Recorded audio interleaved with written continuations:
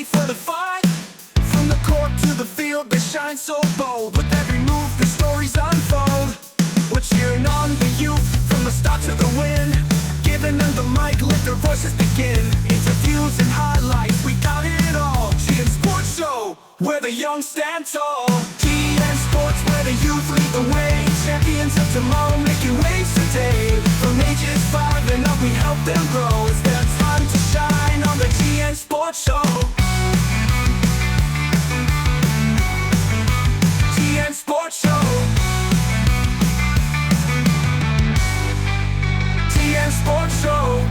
Good evening to you. I'm Jamila Kirwan and welcome to the GN Sports Show. We're already into the second episode of Season 3. Can you believe it? With me is my co-host this evening. I'm Mickel Brann, Challenger, and Jamila, who are our special guests this evening. Well, this evening we have some under-niners from the Generation Next Football Club, and they're none other than Isaih Jacobs and Gabriela Gonzalez-Barrero. We also have John McDermott, and he's the director of football at Ackworth School in Yorkshire, England. Of course, you know, we have some of our Generation Next boys who will be going up in next month to Ackworth School. We also have Isaih Tonge, and he's one of our talented sailors. And of course, this evening, Seth Millis, and they're all about sports and movement and being active. Exciting lineup tonight. Stay right where you are. Generation Next Sports Show will be right back. Our vision is to become the premier platform for showcasing and empowering young student athletes, providing them with the tools and exposure to excel both in sports and life, while shaping the next generation of confident, media-savvy leaders. The GN Sports Show is dedicated to highlighting the talent and stories of young student athletes across all sports disciplines. We aim to equip them with vital media exposure and public speaking skills, helping them grow into confident individuals both on and off the field. Through engaging interviews, mentorship, and real-world media experiences, we strive to foster personal and professional development that supports their athletic journeys. And welcome back to the GN Sports Show. I'm Jamila Kirwan with my co-host this evening. I'm Mickel Brann, Challenger. And this evening, we are sitting with two of our dynamic under-niners from the Generation Next Football Club in the person of none other than Master Isaih Jacobs. And of course, beautiful Gabriela Gonzalez-Barrero.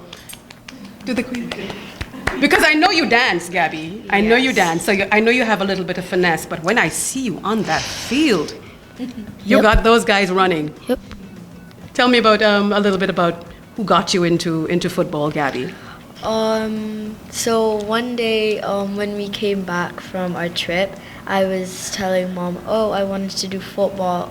And she didn't believe me, and then I kept pestering her, and then she's like, oh, she's serious? And then she signed me for Generation Next. Because she told me off camera that you dance, and she thought it was really, really a little strange that all of a sudden Gabby just picked up this thing about football, and you were right, she used those exact words. You pestered her until she realized that you were serious. So I'm glad you kept up that pestering, because you are a real great little fire starter out there on the field. Thank you. So, Isaih, what about you? How did you get interested in playing football? So my mom got me into football, and I started when I was 5. A very young age for a little boy to play football. So mom encouraged you to play football, and you not only play football, but you also run track. Yes. What's your club name? Supernova. Supernova. What's your distance? 100 meter and a 200 meter. So you're fast, so you have speed on the football pitch as well. But you Yes. said you've been playing since you were a little boy at 5. How old are you now? 9 years old. Wow, so you have a good number of years under your belt in football. A good number. Good number of years. What about you, Gabby? How old are you? I'm 9. I started when I was 5 also. Yeah. And what school do you go to? I go to Kids Unlimited. All right, and what class are you in? Tell us a little bit about school. Oh, I'm in 4th grade. I love seeing my friends every day. and I love social studies. Social studies, Okay. fantastic. So is your social studies teacher your favorite teacher? Yes. Okay. What's her name? Teacher Carol. Shout out to Teacher Carol. Give Teacher Shout Carol. out to Teacher Carol. Awesome. What about you, Isaiah? What school do you attend?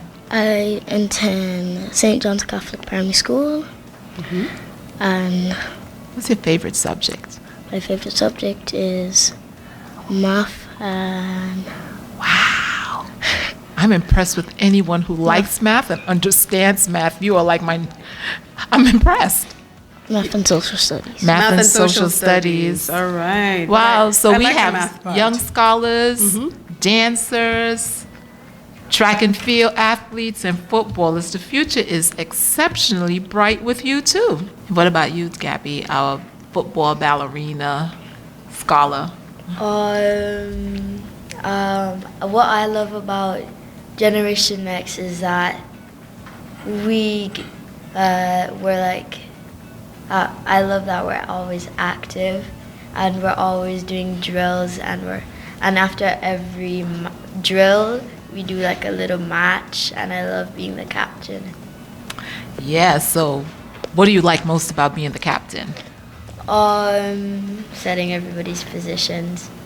And what position do you play? I play left wing. All right. All right. Then you're a right footer or a left footer? I'm a left footer.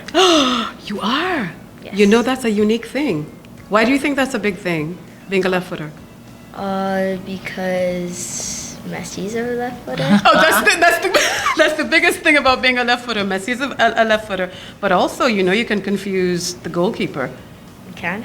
Of course, if they think that you're gonna shoot with your right foot I can shoot. and you shoot with your left foot, they don't know where you're gonna kick the ball. How do you guys prepare for a match? Like you go home and tomorrow you have a match. How do you prepare going into it? Are you nervous? Are you excited? What's the game plan? What's going on in your mind? When we have a game, I'm most excited, and I hope that we win.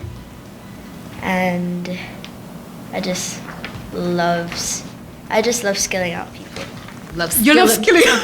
That's fantastic. That's fantastic. So you have confidence on the field, and that's exceptional. That's Yes. what's needed. Yeah, indeed. So, Gabby, I know that you play football, you dance.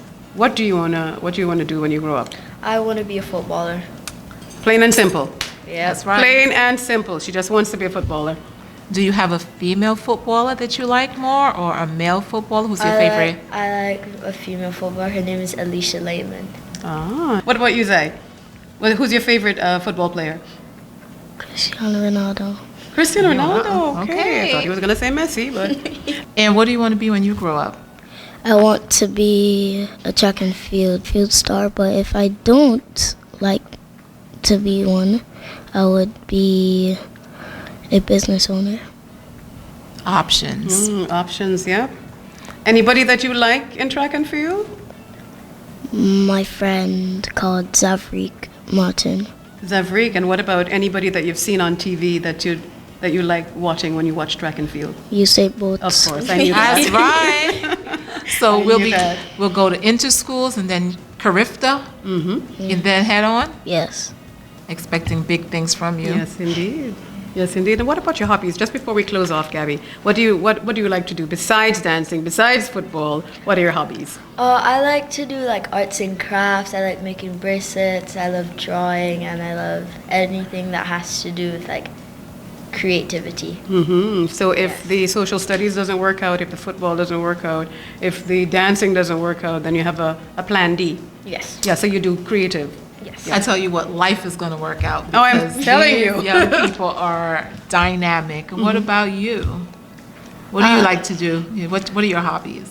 I like to do basic stuff. Tell us, Zai. Don't try to keep anything from us, okay? Tell us what you like to do. I like to draw, and I would do creative stuff, like try to make things, and it would be the best thing to do if I'm bored. Gaming? Am I hearing Mom telling me something off camera, saying something about gaming? Nope. No. I plead the fifth. Nope. Mom's not going to tie you up this good night. All she's doing is psst. Now, we have a mom in the studio, and she's and trying to give him little pointers, and Zai's not having it. Zai's not having it. Well, guys, thank you so much for joining us this evening. Isaih Jacobs and Gabriella, we're wishing you guys all the very, very best. Your future looks bright, Mickey. Extremely bright. Thank you, guys. It's been an absolute pleasure. Looking out for big things from both of you. Thank you. All right, the GN Sports Show will be right back. GN Sports Show. So, John, welcome to the GN Sports Show. Thank you, and welcome. So let's jump right into it. You were here recently for the CAF Player ID Combine. So what were your initial impressions of the talent on display here? I was shocked to the quality of the players in depth, even from the girls right the way through each age group. The mass of quality that was there. I was expecting to see possibly maybe one or two decent players, good players. I was really impressed with how many quality players there was on that day. Oh, that's fantastic. So what were the qualities that made those people exceptional? And if there were any particular players that stood out to you that you'd want to talk about now? Yeah, well, the players, that obviously in my age group, I was looking at 16 to 18s. And to be honest, I could have picked about 10 to 15 players out of it. But the ones who caught my eye, obviously, on the day, because obviously with a certain recruitment that I needed in certain positions, was obviously Greg Williams. I'm really impressed with Greg, with his scoring ability. Vaughan Jackson, he was another good feet, quick, tall, athletic. And then obviously two centre-backs, which was I spoke to and I've seen highlights from, was Jaden Brown, Seth Millis, he caught my eye. They were the ones who stood out for me on the day, but I must admit, there was centre midfield players, I like the goalkeeper, and credit to the players. I just thought the overall quality on both teams was exceptional. So you've got to give credit to the coaches who organised it, who ran the teams on the day, the way they play. Credit to them as well. I thought it was fantastic. That's fantastic, but let's talk about like the size of the country and the fact that you were able to identify quite a few players. How does that stack up against other combines that you've been to in other places? I just thought the quality overall, individually, throughout both teams and even the seniors, the older guys, I just thought the facility that we were taken to right from the beginning, the presentations, meeting the families, the whole organisation of it, the timing of it, everything. It was spot on. We was well looked after, and it was the players, the attitude. I think sometimes you go to these others, you get one or two players who are up for it. Some will just want to go and have a game of football with their friends. But on this day, over the few days I was there, I was really impressed with the enthusiasm that the players brought, backed by the families as well. It was a credit to the organisers for doing all the work, because I think sometimes you don't realise what goes behind the scenes. Everything really, the drinks that were provided for the players, for the staff, for the scouts, organisation, where they stay, everything. I was really impressed. I must admit, really impressed. That's fantastic. How would this level of talent compare to what you've seen at academies and in the UK? And how do you think, were it all to work out, that these players would be able to transition from here in the Caribbean in Antigua to England? I think obviously with the top end of the England game, the pyramid, obviously you get different categories, which maybe 1, 2, and then it goes down 3, 4. I think the top end quality players, which obviously I would put in, would be Greg, Obviously Vaughan, the two guys, the centre backs I mentioned, Brydens and Seth, and then possibly most of the older guys. They would be, you're looking at category 1, category 2. If they were English born, I think they would already be in a elite academy. And I'm sure that for the guys who are playing for the Antigua, they will have obviously teammates who are probably already in English academy who've got British born parents or the older British passport. I think they would be already in there. So the rest of the guys who I've seen would definitely not shame any academy Cat 3 and Cat 4 at all. I think, for me, recruitment for the school and for the team we're in, these guys that obviously I'm talking about, Greg Williams, will probably be one of our star players, if not the star player. And the way they're going to have to transmit into that is, because obviously with the links that we've got within the school, we're trying to get them to play not only for the school, but then for an English team. Try and get their training first, let them showcase. Can they get into that setup first and then get the club to then, you're looking at international clearance and things like this. And then hopefully get a professional career. So that's the aim. I flew over to England and shocked quite a few people. Okay, so for someone like Greg, who's not in the UK system, if he's preparing for that transition, what are some of the things that he could be doing now so that he's in the best possible position when he gets there? I mean, I've been in contact with Greg. He seems to be doing everything right at the moment. He's looking after himself. He's still playing. He's still fit. He's got good understanding about his nutrition, because that you come into these sort of season, because obviously our season might be different to Antigua. Obviously the weather, and they're sort of adapting straight into it. So sometimes your season might go longer than ours when our guys are resting. So it's important he gets plenty of rest, plenty of recovery. As much as he wants to be keen, he's got to make sure that when he comes into the UK, he's ready, all cylinders ready to go. And it's up to myself and the rest of the staff that we build Greg up, speaking at the best he can. And I'm sure he will, alongside the other teammates that may be coming over. So that's the main thing for me, is for Greg to have the enthusiasm, to work on little things. It could be his sharpness, it could be just ticking over in general, and looking after himself with the nutrition. That's fantastic. Let's zoom back out a little for other players who would want to be in that position, who want to make a good impression in future combines. What are some of the attributes and skills that scouts and coaches will be looking for?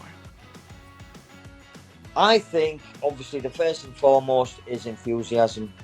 If you're keen, obviously energy, you're looking at the energy, you're looking at players.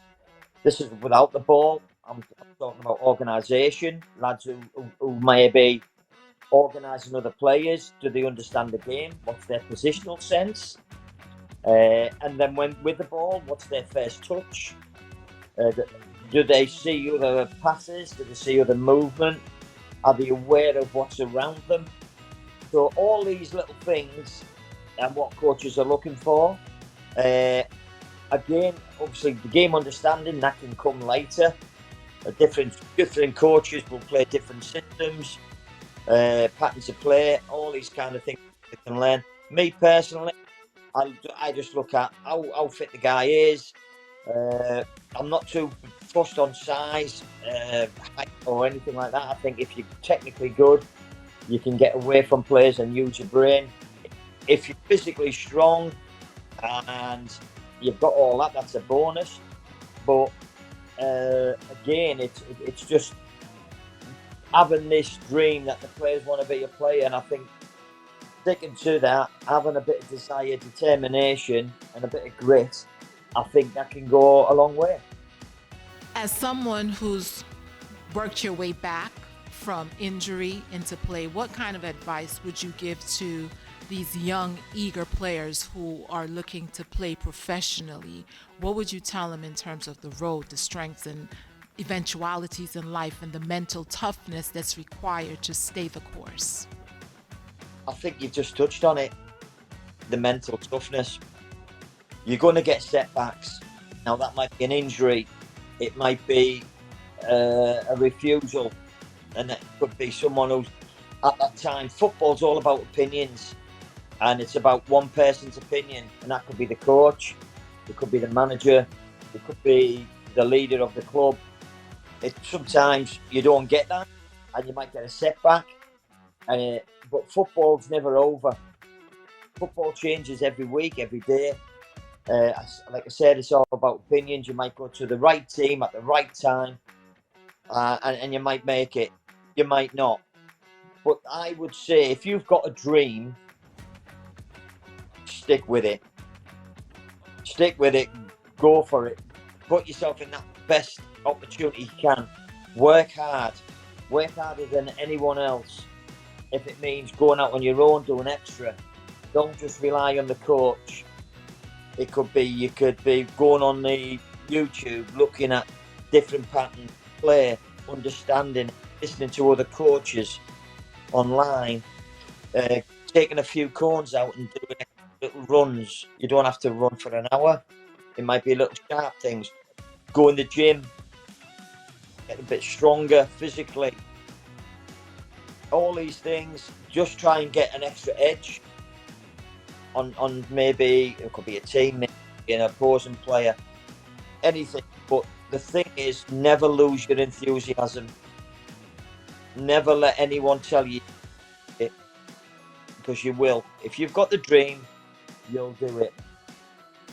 Dream it and work hard for it. Absolutely. What role do you see events like the CAF Player ID Combine playing in the future of global football? And I know we're but a small island in the Caribbean, but we have young, eager players. We've also had players coming in from neighboring islands. So what role can we fill? I think, I just think word will spread. Word will spread. I think with the players coming over to the UK, it'll sort of put Antigua on the stage a little bit. I think all the coaches that came on when I was there were quite impressed with the quality. I certainly was. I know we do scholarships and things like that, but if I'd have knew then what the quality was before I'd gone there, I probably might have even brought 1, 2, maybe 3 more, giving them that scholarship. And you know, next time I come over, and I think that's what I'm going to do, I probably might wait back and hold on and see what the quality Antigua get, because I know once the word spreads, it won't be just schools and colleges or universities from America coming over. I reckon professional football clubs will start having to come over and have a look at what's on stage, really, because the amount of players that I could have picked, probably, like I said, 12, 15 players from that. That's fantastic news. I think generally in the grand scheme of things, we're then punching way above our weight in Antigua and Barbuda. And so I think it's also important for these young players to understand that they're not just footballers and potential professionals, but they're also ambassadors, and the doors that they open, they need to keep open for the other players who will come behind them. So that's fantastic. So you come on down next year with as many coaches as that airplane can fit. I will. Hey, I won't be anyone. I want them for myself. but no, seriously, I was really, really impressed. Like you say, with the conditions and you know, the pitch was, even though it was good condition, stuff like that, still a bit dry, probably because of the heat. But these players, you know, the effort they've put in, the tempo they played at, never found bubbles with a ball. They were at it from minute one, 90 minutes. They'd have another 20 minutes rest and go another 90, which for me, you know, you wouldn't get a British player being able to handle that physical endurance, which these guys can run and play with quality for that length of time. I was amazed. Well, that's good, and we hope that when you come next year, you'll find just as many prospects. A last question before we go. Funded by the CAF, Calvin Ayre Foundation, Generation Next, will be heading your way to Ackworth next month. Can you give us an idea of what will happen, what the players will undergo, and what the experience will be like? Yeah, the players are going to come in. I mean, first of all, they're going to sample the good old Yorkshire weather to start with. But coming into the school, it's got a lot of history. It's built in the 1700s. So to look at and to see the history of how the school was built, the history of how many people have come through the school, where they've gone on and the success. They're going to meet all the staff who are lovely, friendly. We've got 25 different nationalities at the school at the moment, so they're going to meet people from different countries, different cultures. They're going to sample food from different countries as well.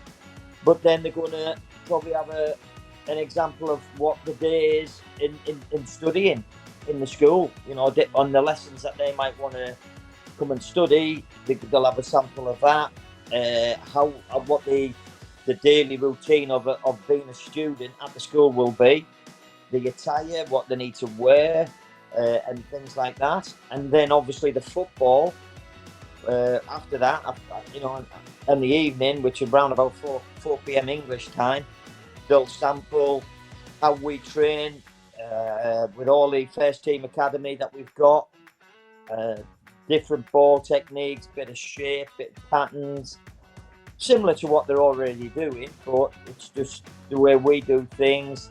And then we'll have possibly an in-house game, because a lot of the academies now will be finished around June, so we'll end up playing a game. But you know, it might be our development squad against first team, our international first team that we've got, and they'll be taking part in that.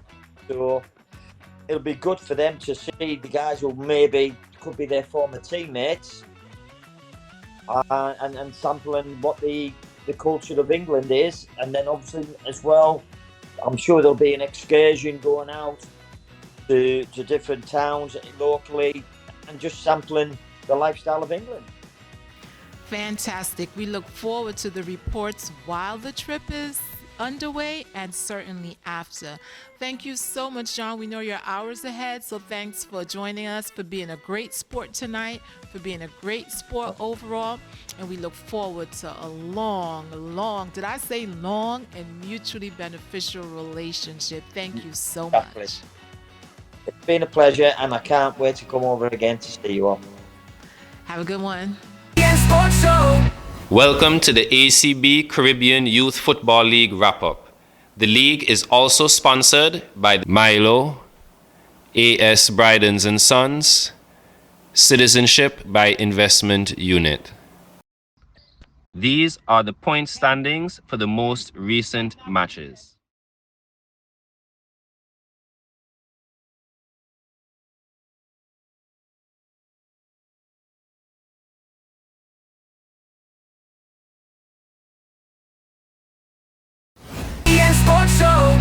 All right, welcome back to the GN Sports Show. I'm Jamila Kerwan, your host for this evening. And with me is one of our dynamic, young, gifted, talented sailors. His name is Isaih Tonge, and he's 16 years old.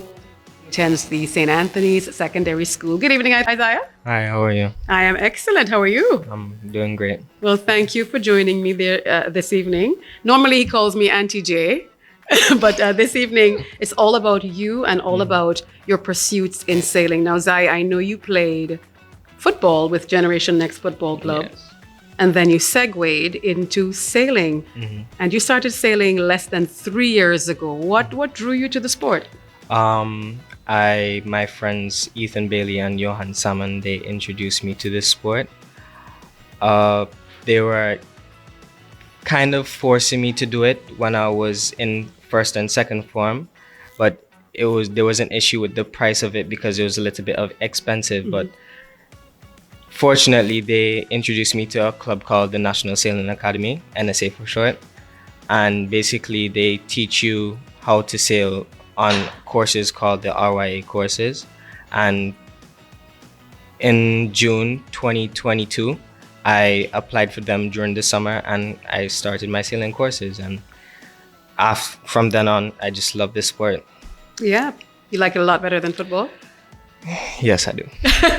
I'm glad you found your niche and you're doing really, really well in it. How did you feel that first day when you went out on the water?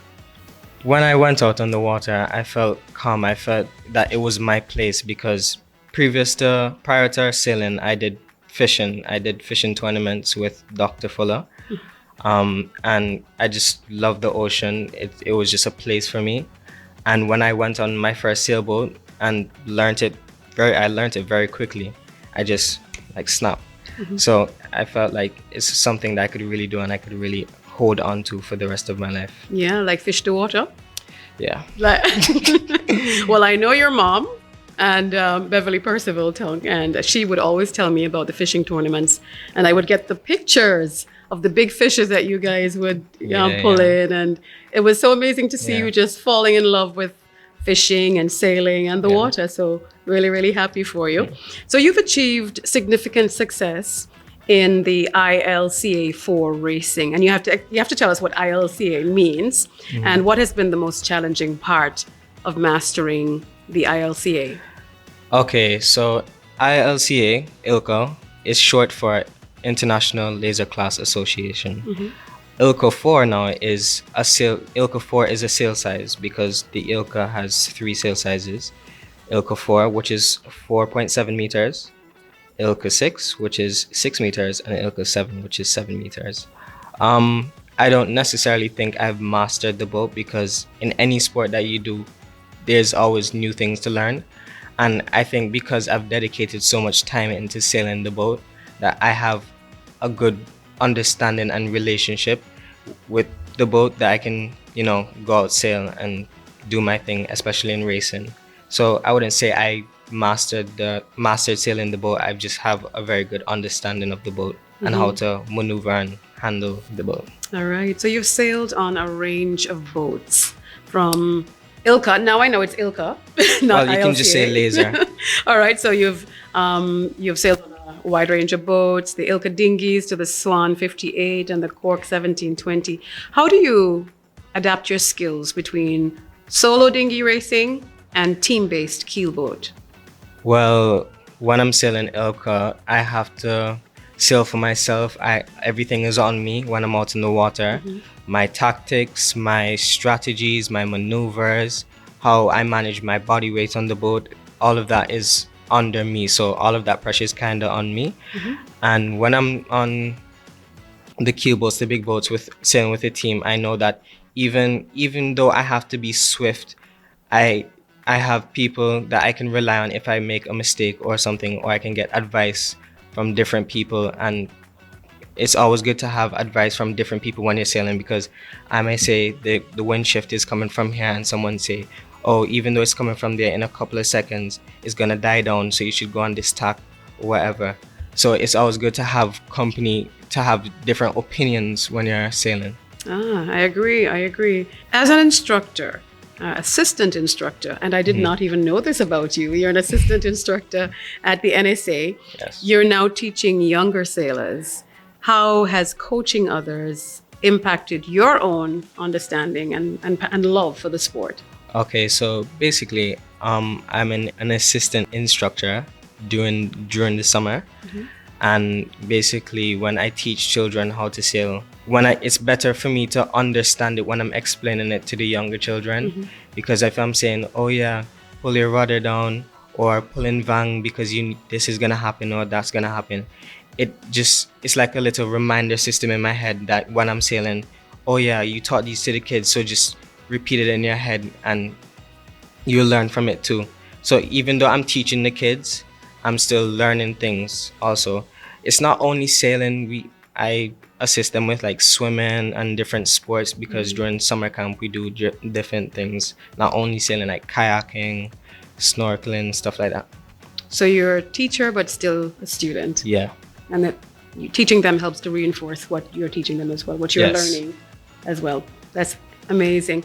Tell me a little bit about, because I was listening to your conversation with Mickel off camera, and she was asking about the exercises. Now, I know your mom is a former bodybuilder, and you're into sailing. What's the difference between the exercises that you have to perform for sailing as opposed to, let's say, football or bodybuilding? So with bodybuilding and football or let me focus on bodybuilding. With bodybuilding, you have to mainly focus on like muscle mass and those specific muscle groups. But with sailing, it's more like aerobic, anaerobic, those type of training. We have to build lean muscle mass and mainly focus on your body strength, your body's natural strength, and you have to work around it. For Ilka, you really have to work on your core and your legs, because the process to keep the boat flat, because when you're sailing a boat, your sail is causing lift, and you have to keep your boat flat in order for your boat to be fast. So the process of hiking is there's a hiking strap in the cockpit of the boat because it's a 13-foot boat, and there's something called a hiking strap, which basically your feet are kind of like hanging on outside of the boat, and you basically have to press the boat down with your leg muscles and be leaning outside the boat to keep the boat flat, because a flat boat is a fast boat when it comes to dinghies.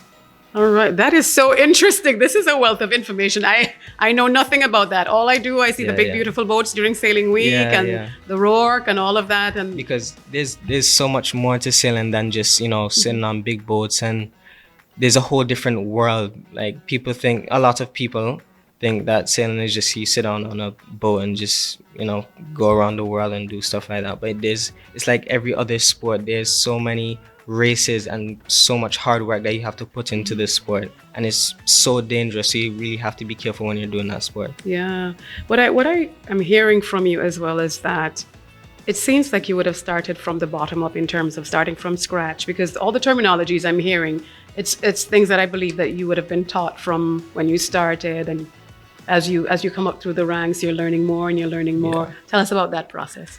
So before, when I first started sailing, I knew nothing. Like, I didn't know that ropes on the boat, it's not called rope, it's called sheets. It's not? No, it's called sheets or halyards. Okay. Right? And now that every time that I go sailing, I learn something new. A couple of months in March, I was invited by Jules Mitchell, which is the captain of a boat called Warthog. Mm-hmm. I was invited by him to go to the British Virgin Islands to do the BVI Spring Regatta. And basically, when I went there, I learned so much. Like, those people they're like brothers to me. Mm-hmm. Even though they're the top of the top sailors in Antigua, I'd consider them the best sailors in Antigua has. Wow. Right? And their connection is so good, and they just treat me like family. Mm-hmm.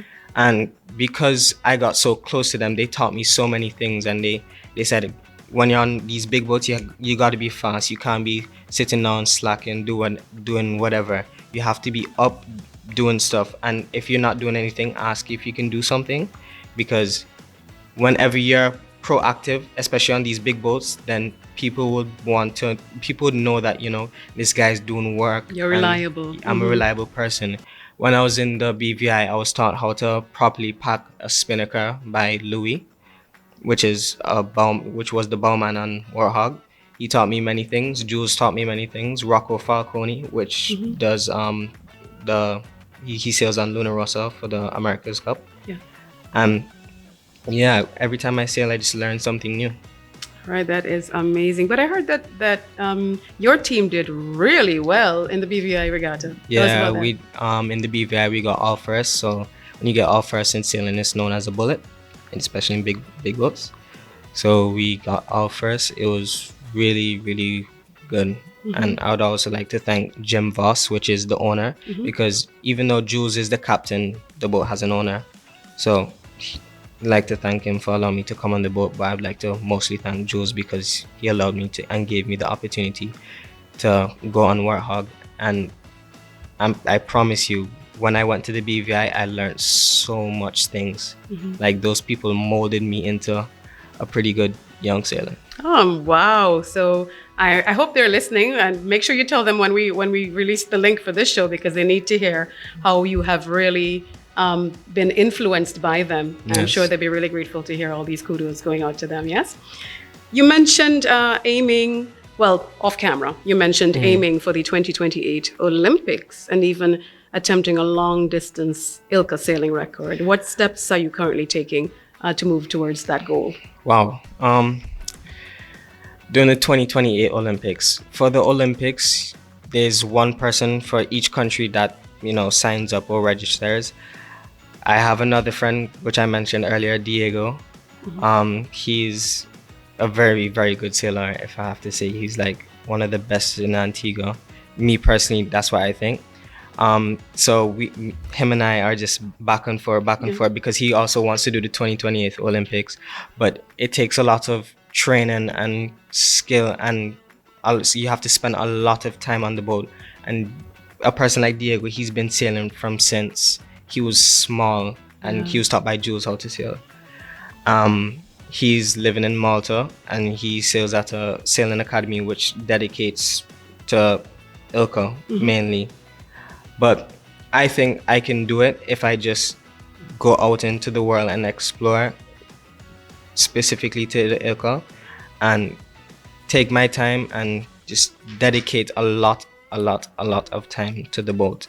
If I dedicate a lot of time, keep doing these races, because you have Antigua Nationals, Yacht Club hosts mainly host the ILCA regattas.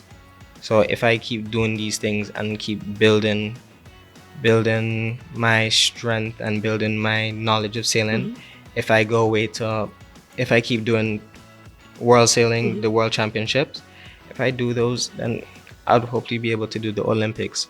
For the big boats now, I would like to do the 2027 Volvo Ocean Race. By then I'd be 18. It's a very tough race because you're basically racing around the whole entire world, not the Atlantic, not the Pacific. You're racing around all 7 oceans. Wow. But it's not consistently, it's like in legs. So one race may be from China to the Caribbean, or from Russia to Hong Kong, wherever.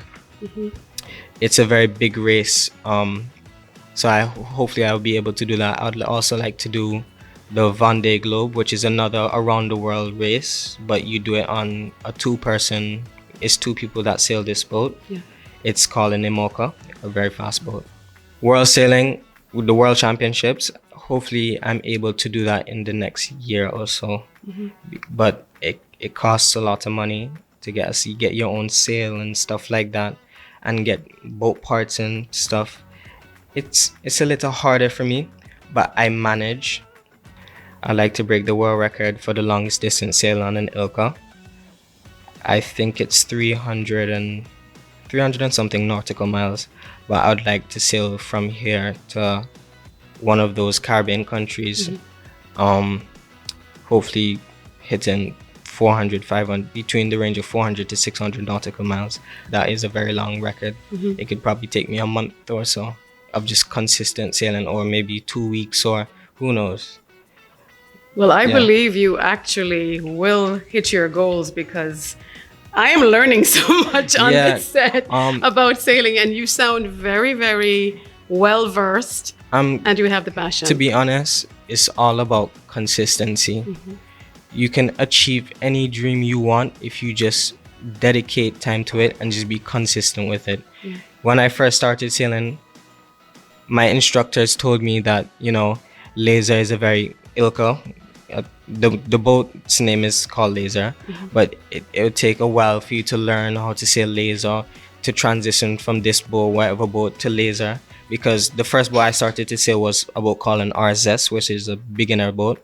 And I said, you know what, I'm going to prove you wrong. I'm going to sail a laser before the year end. And I started sailing 3 months, laser 3 to 4 months. I think it's between the span of 3 to 6 months after I started sailing the RSS. And after I started sailing laser, I haven't really sailed other dinghy. I've sailed other dinghies, like multiple others, but I've just dedicated so much time to the laser that I just love it. The boat has been out for over 50 years now, so it's a very popular boat. People call it the original dinghy because that it's just a very good boat and well built.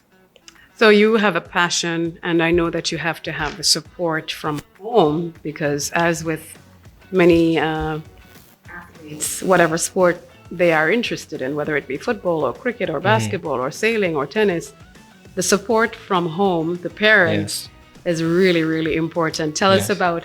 Well, I don't want to preempt you. I know what it takes because I'm a football mom as well. Then for sailing, let us know how your parents support you. My mom and my dad is a little bit iffy, like he doesn't want me getting injured or he doesn't want something bad happen to me. But my mom, even though it's just that's how parents are, they just don't want you to get hurt because you're their child, and my parents one and only. So but in terms of support, my parents I noticed that they've really supported me throughout this, especially my mom. She has gone out of her way to provide many opportunities for me. Like, she allowed me to go to the BVI because before that, I just finished the Antigua Nelson's Cup, which is basically kind of a regatta, which is a practice for the Work 600, which is like around 600 miles around each Caribbean, well, not each, 11 Caribbean countries.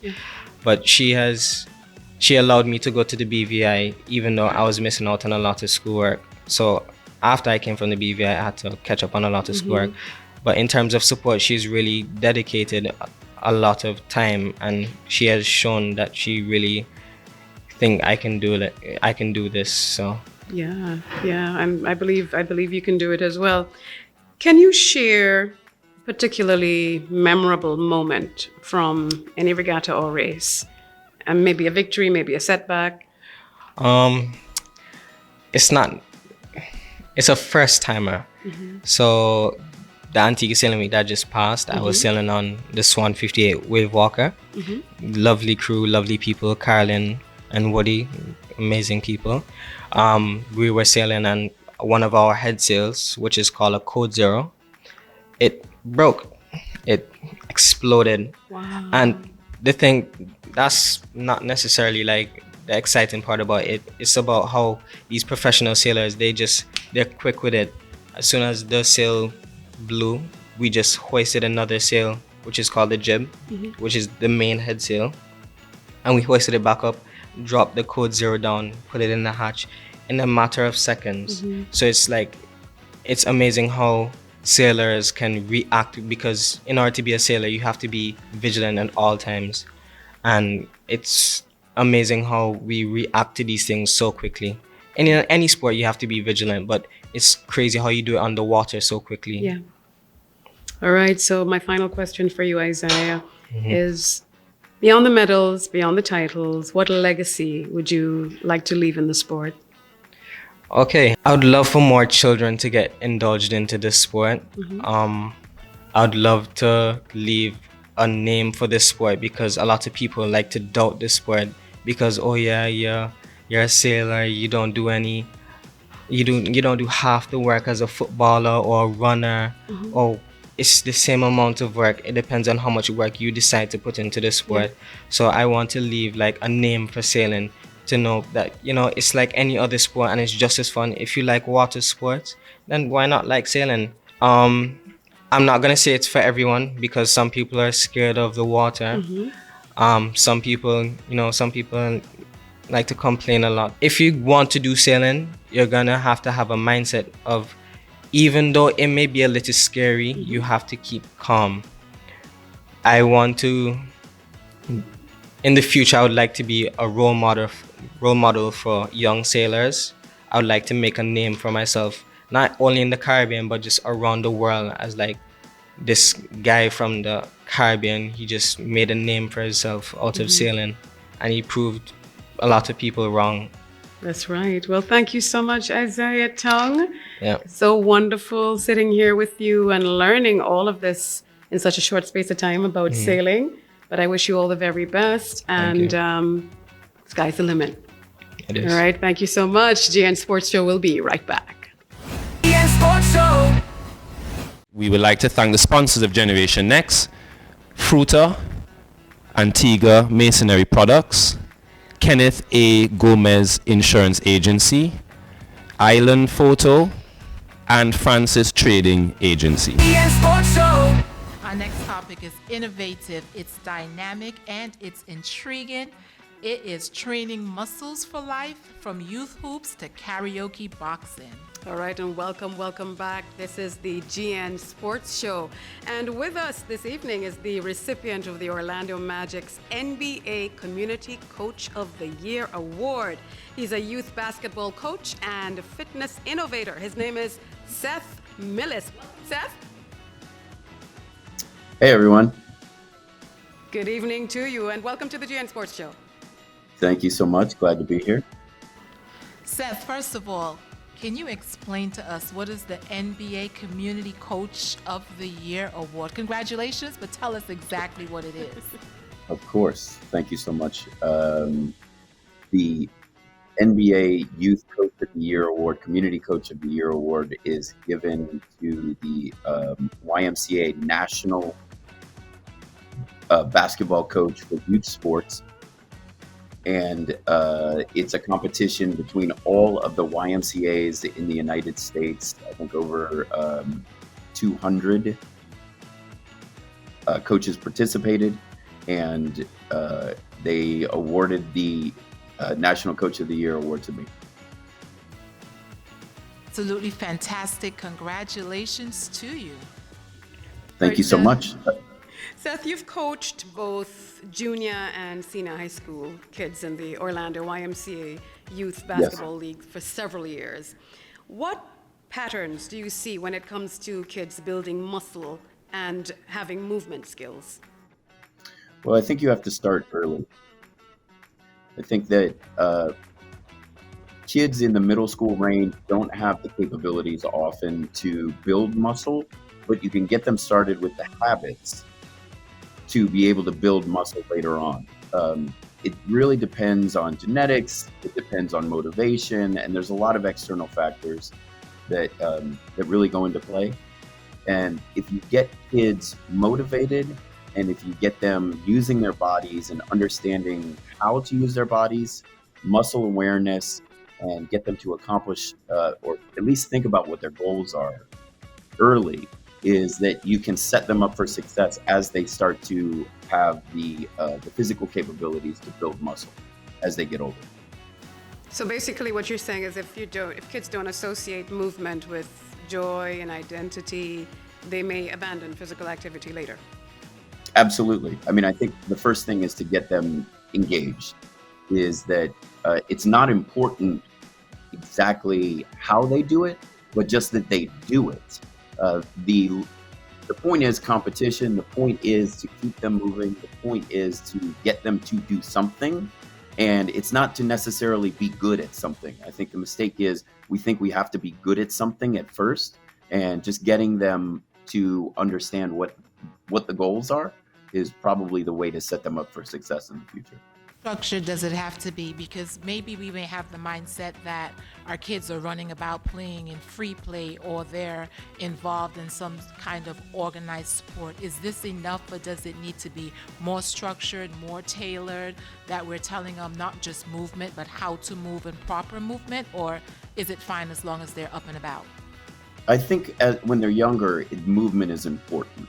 But as they start to understand, if we can connect the play to actual purpose and to muscle growth, as well as intention and results, is that you can achieve results.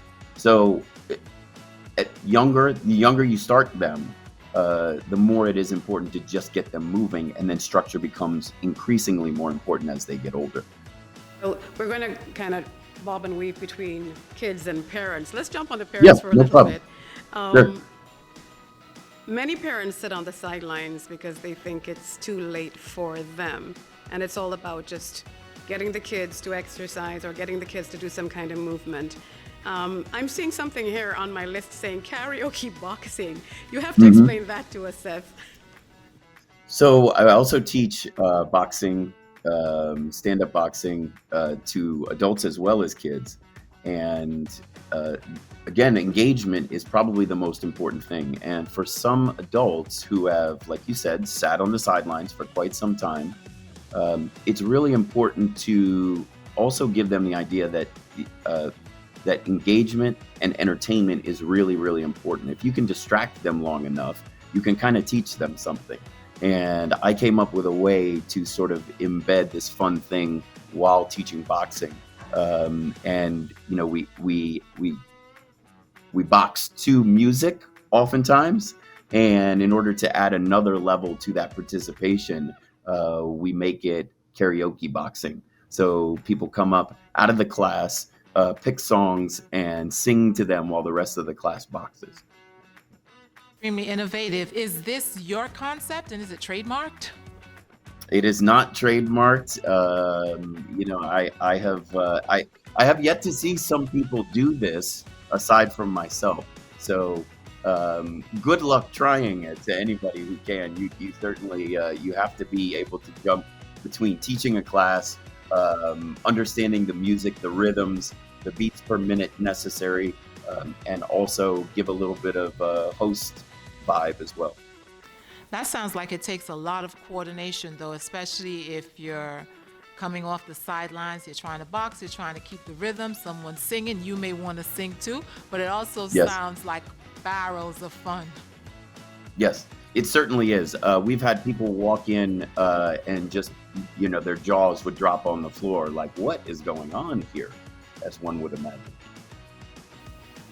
Tell us about the experiences of some of your clients, different ages. Mickey just said it's barrels of fun. Tell us, what do your clients experience when they're doing their boxing? So, I mean, I have a wide range of clients, running from, senior citizens almost, all the way to youth groups, and everything in between. I'm also Parkinson's certified as well. And so not recently, but in the past, we've done Parkinson classes. I've led groups of Parkinson's patients with boxing, just to get them up, moving, pattern recognition, pattern breaking, getting their minds working in a different way. And all of my clients work exactly the same way. It's really about giving them something to accomplish first, whether it's young people or beginners or seasoned athletes, to give them something where, you know, they can focus on it first and then start to develop their skills. And then again, like we said, see the fruits of their labor as they put the work in. No matter your age, movement matters, and making Correct. it fun and interesting is the key to it.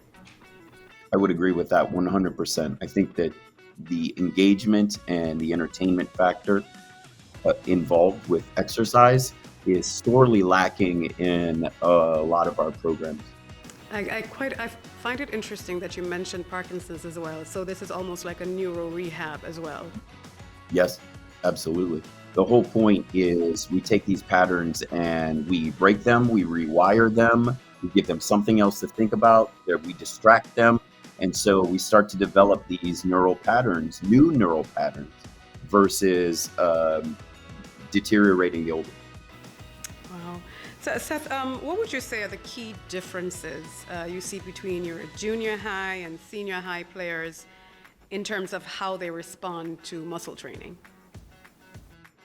I think that understanding the concepts and actually being able to see the results. Like I said before, the middle school and younger students, they don't necessarily see the results because they don't have the capability to build the type of muscle that older students have. So it's great to get those concepts down and to really embed that fun. But once they do reach that certain age, as they start to mature, as the genetics start to take hold, they can build muscle. And so they see these dramatic results, and that gives them more motivation.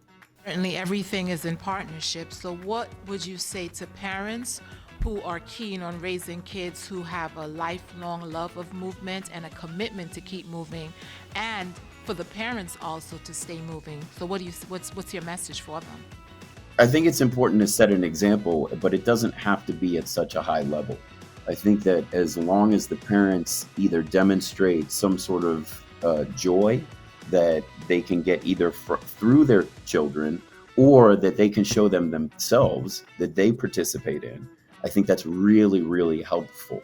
Also, I would say for the same reasons is that just getting out there and getting moving and doing some things that you're not necessarily good at, but you're not afraid to be a beginner at, are really, really important. It sends the right message to the kids, and it can start you, even as an older adult, on a path to a little bit of a fitness journey. Jumping back a little bit to the National Community Coach of the Year Award, that's a huge honor. What did that recognition mean to you personally, and how has it impacted your work with the youth in Orlando? I think, it's a great honor. I can't take any of the credit. I have to give all the credit to the kids and the parents and the people that surround me. They really supported me for 10 years. I wasn't ever trying to get the award, and actually I started coaching by accident. I actually got tricked into it a little bit, but I found that I loved it. It's nice to have these awards, and we don't think that we really want them, but then when we get them, it is very, very satisfying.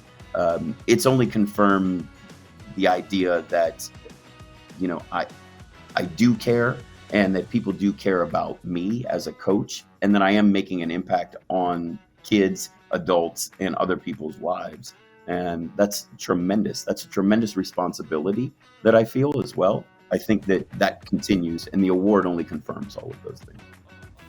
I'm sure it's impetus for you to redouble your efforts and your commitment as well. Winning the award certainly must be a good motivation for you to redouble your efforts and your commitment.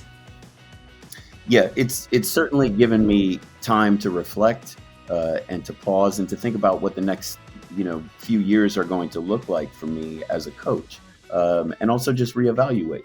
It also gives me an opportunity to demonstrate to some of the kids who have either graduated, moved on, or that have been coaching for a very long time that, maybe this is something that you would want to do as well. Like we talked about having a role model. We talked about like setting these examples for young athletes.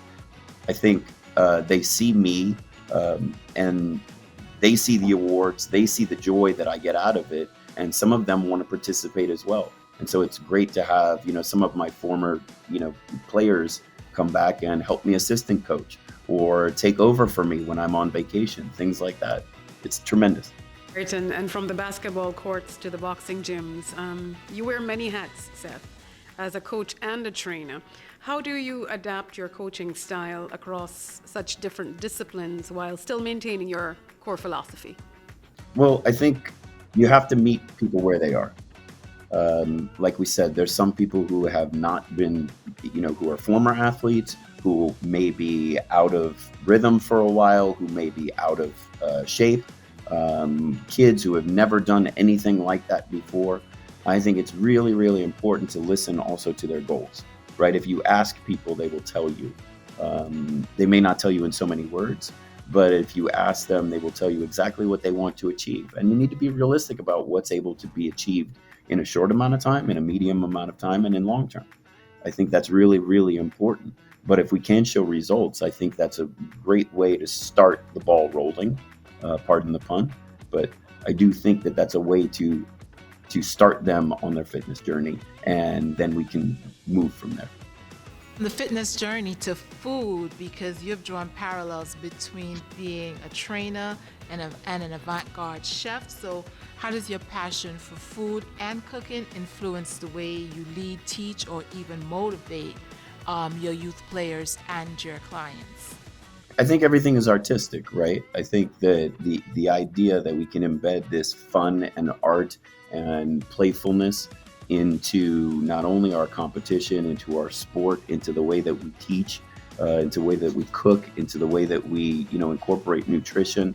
I think that that's really, really important. It doesn't have to be so militant. It doesn't have to be so black and white. There's a little bit of gray area, and I think that's really, really important to remember. And it's important to be able to play with those things. Right, Seth, as a polymath, and that just simply means someone who knows a lot and does a lot with a packed schedule. What practices or habits help you to stay grounded and energized mentally, physically, and spiritually? That's balance right there. How do you balance your life? Yeah, I think just, being aware, being present, I think connecting with the natural world is really, really important. I have 4 huskies at home. I have a wonderful girlfriend for 11 years, and she keeps me grounded. But also just remaining humble, I think, is really, really important in all of this, right? I mean, awards aside, it's the work that's important. It's the joy that you get from knowing that you're the topic of conversation at some of these families' dinner tables, or they ask, well, what would Coach Seth do? To themselves, to their families, to other people, right? Is that I am a mentor and a role model for them. And that does keep me grounded. And I know I have responsibilities to not only the parents, to the kids, but to my clients as well. That's fantastic, Seth. I think the common denominator in everything you've said to us this evening is to find joy and to be grounded. And we think that's absolutely fantastic advice. So as we depart from you at this point, we're going to let you make a promise to us. You have to come on down to Antigua, get with the Generation Next Club, and we want to try your karaoke boxing. Bring some Absolutely. because we like to eat. I would absolutely love that. I promise I'll lead a beach karaoke boxing class. I think that would be fantastic. Right on the beach. Yeah. We'll have a lot of fun. And you'll teach me some new songs. You'll teach me some local favorites. Oh yeah, gladly. All right, thank you so much, Seth, for that insightful conversation. Learned a lot today. Awesome. Thank you so much. We did. Mm-hmm. The GN Sports Show will be right back. GN Sports Show. Thanks for going the distance with us. This is the GN Sports Show. I'm Jamila Kerwan. And I'm Mickel Brann, Challenger, telling you sports is the life. See you next time. GN Sports Show.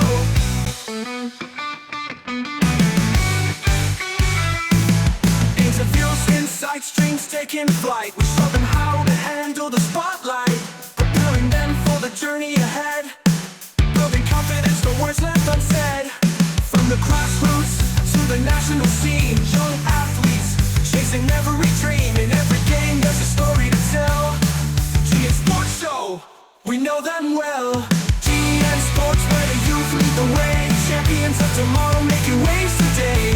From ages 5 and up we help them grow. It's their time to shine on the GN Sports Show.